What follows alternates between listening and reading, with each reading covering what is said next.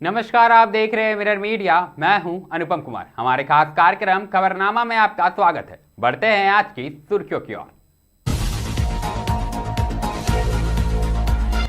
5 दिवसीय कार्य सप्ताह की मांग को लेकर देवघर में बैंक कर्मियों की 1 दिवसीय हड़ताल। एसबीआई साधना भवन के सामने प्रदर्शन।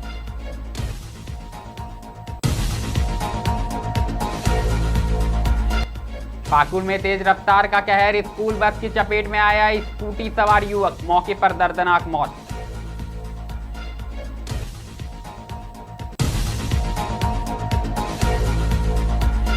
चिरकुंडा में विकास कार्यों की शुरुआत, 35 योजनाओं का हुआ शिलान्यास। 1 माह में पूरे होंगे सड़क नाली के काम।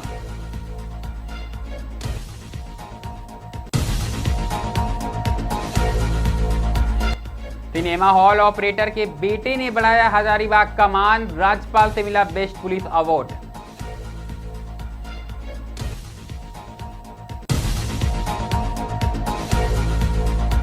कांसा में रुई की दुकान में भीषण आग, नाबाज के दौरान हादसा, महिला झुलसी।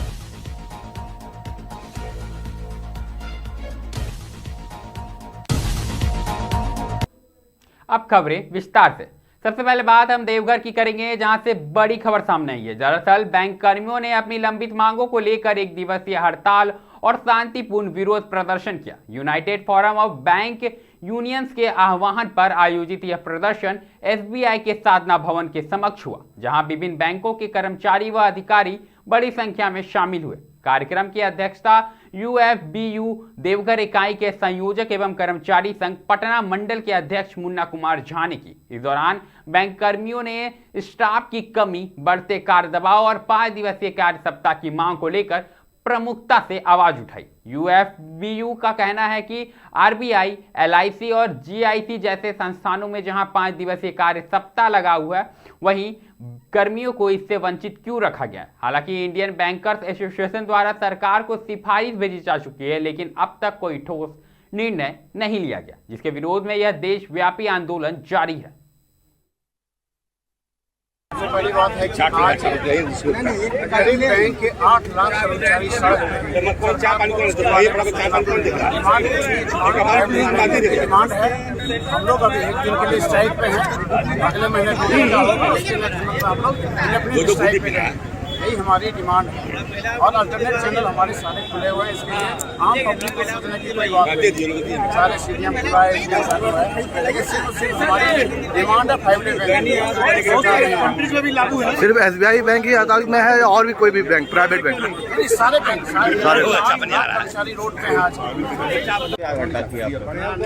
हम लोग 5 डेज बैंकिंग बहुत अच्छी बात, अब मेरा हमारा हक भी है, ये होना ही चाहिए। बहुत सारी फीमेल्स हैं और हम लोगों को बहुत ट्रबल होता है। 1 दिन में तो पता भी नहीं चलता है कि कैसे दिन बीत जाता है। अगली खबर पाकुड़ से आई है, जहां तेज रफ्तार का कहर कम नहीं हो रहा। दरअसल नगर थाना क्षेत्र के गांधी चौक के समीप पाकुड़ दुमका मुख्य मार्ग पर मंगलवार को एक हृदय विदारक सड़क हादसे में स्कूटी सवार युवक की मौके पर ही मौत हो गई। युवक एक स्कूल बस के पिछले पहिए की चपेट में आ गया, जिससे घटनास्थल पर ही उसकी मौत हो गई। मृतक की पहचान मृदुल शाह के रूप में की गई है। वहीं अगर प्रत्यक्षदर्शियों के मानी तो स्कूल बस रेलवे फाटक की ओर से हिरन चौक की दिशा में जा रही थी। इसी दौरान स्कूटी सवार युवक ने बस को ओवरटेक करने का प्रयास किया। ओवरटेक के दौरान अचानक संतुलन बिगड़ने से वह सड़क पर गिर पड़ा और बस के पिछले पहिए के नीचे आ गया। पहिया युवक के सिर पर चढ़ जाने से उसकी मौके पर ही दर्दनाक मौत हो गई। सूचना पर नगर थाना पुलिस मौके पर पहुंची और जांच शुरू कर दी।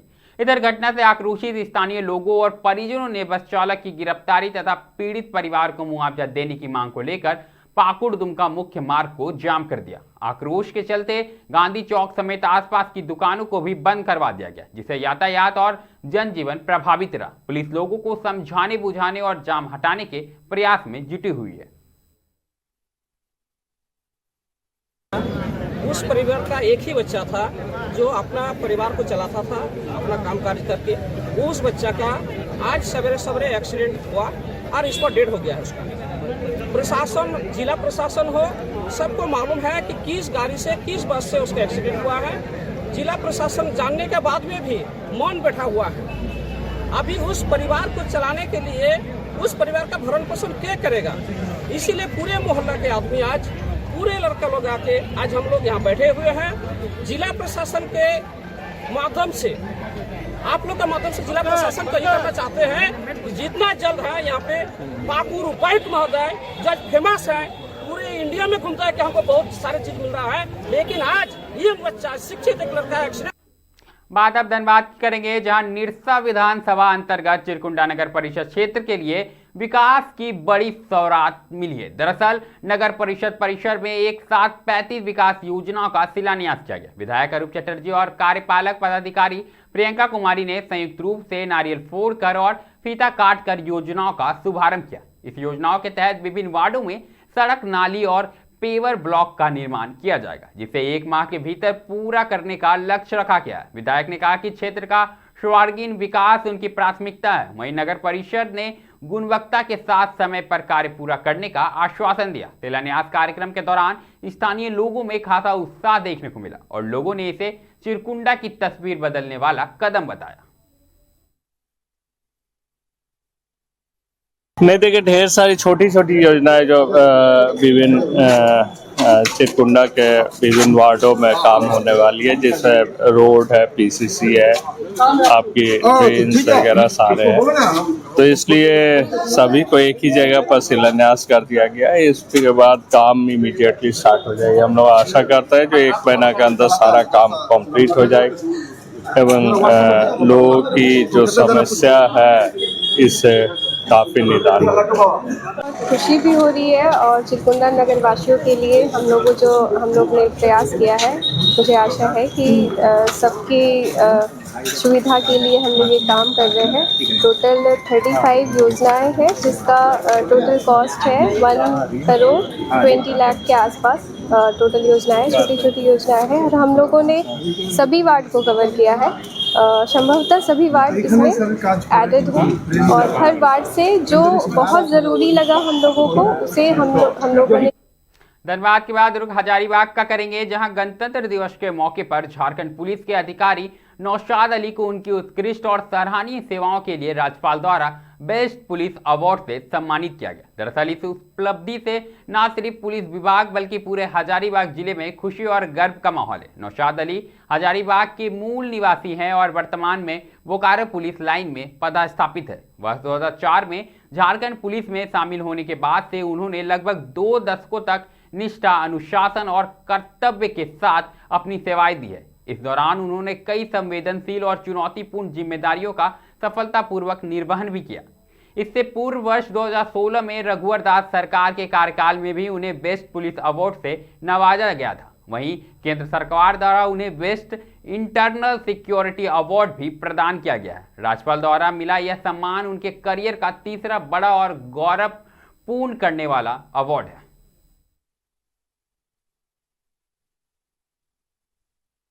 तो झारखंड सरकार के द्वारा राज्यपाल पदक से नवाजा गया है गणतंत्र दिवस के अवसर पर।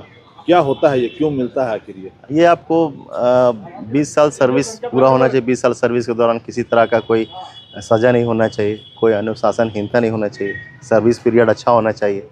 इसके बाद इसका सिलेक्शन होता है, उसमें उनको मिला। काफ़ी पदक हैं। जी, एक ये को भारत सरकार के द्वारा आंतरिक सुरक्षा पदक मिला था, वर्ष 2018 में आया था और ये पूर्व मुख्यमंत्री रघुवर दास के द्वारा सराहनीय सेवा के लिए मुख्यमंत्री पदक से नवाजा गया था वर्ष 2016 में। आज नया पदक मिला है।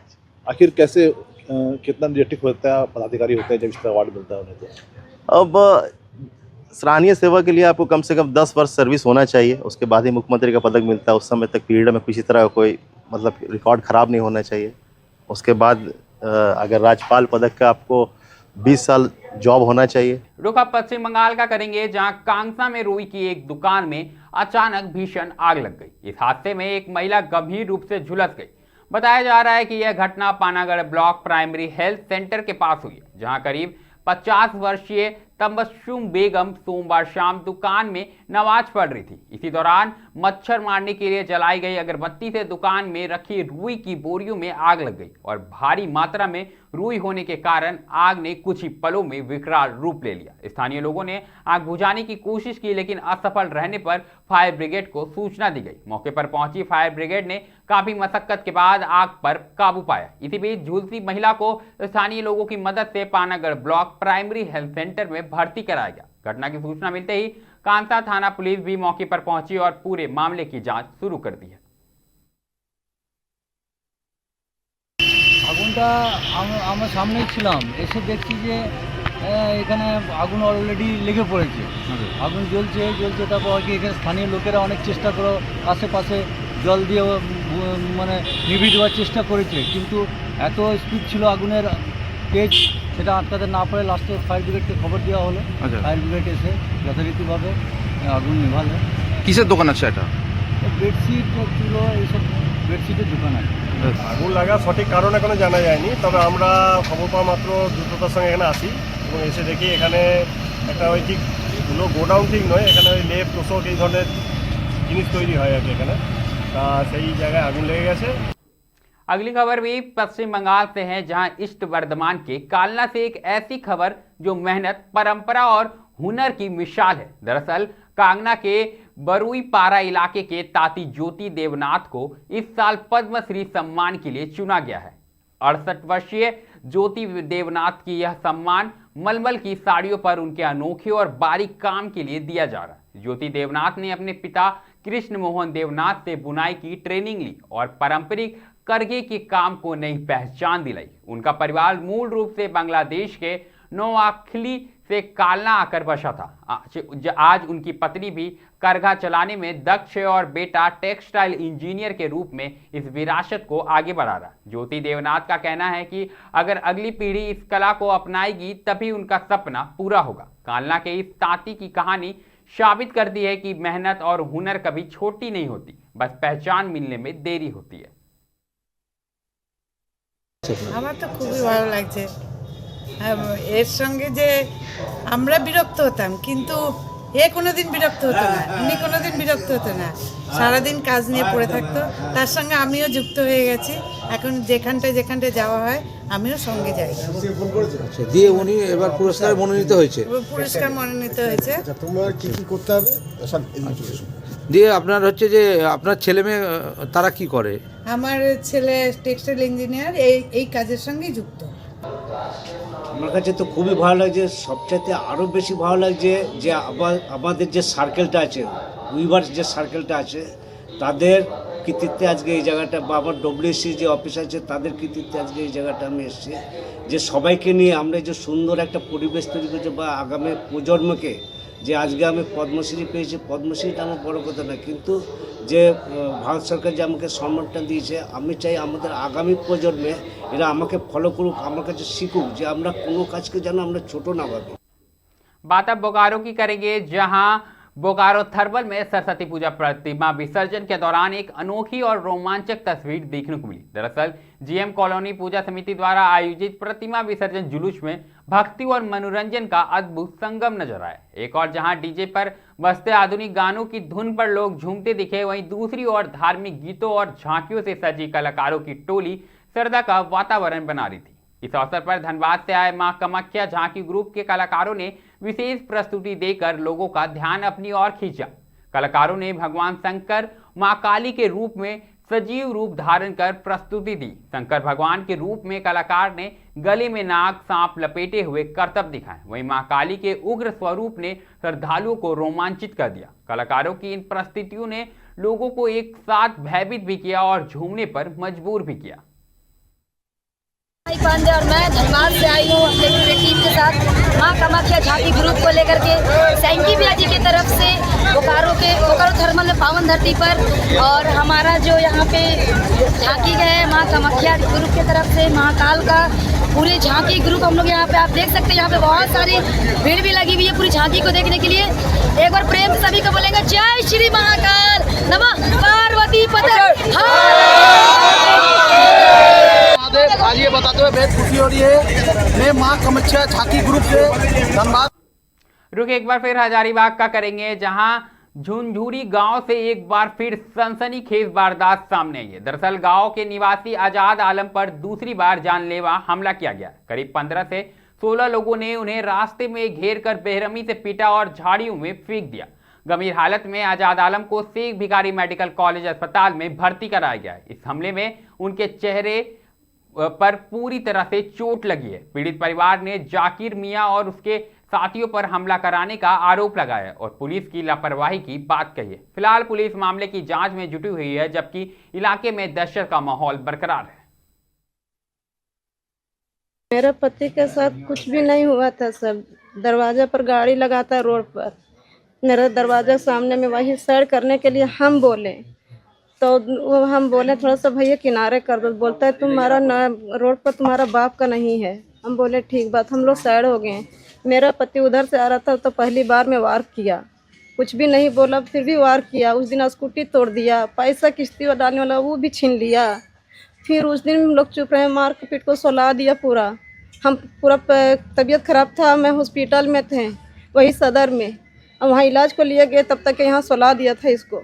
और सरसों देख के आ रहे थे, जाकिर मियाँ और जाकिर मियाँ का लड़का दोनों और दोनों भाई, और ये उसका नाम शमशाद और अफ्ताब, और ये इकबाल और आरिफ, और ये एजाज और असलम, और ये इसका नाम है अलाउद्दीन। अलाउद्दीन के छोटा भाई है मोमिन। वो लोग जंगल में फयूम जंगल में नुक के था, हम अपना आ रहे थे दोनों भाई, हम लोग का जानलेवा हमला कर दिया है। वही झाड़ी में छुप गया था जाकिर भाई का आदमी लोग जितना भी, उसको लड़का बच्चा उसका परिवार सब जो था सब लाठी पाइप लेकर था, एक भाई निकल कर। खबरनामा में अभी के लिए फिलहाल इतना ही है। ऐसे तमाम खबरों से हम आपको अवगत कराते रहेंगे। बने रहें मिरर मीडिया के साथ।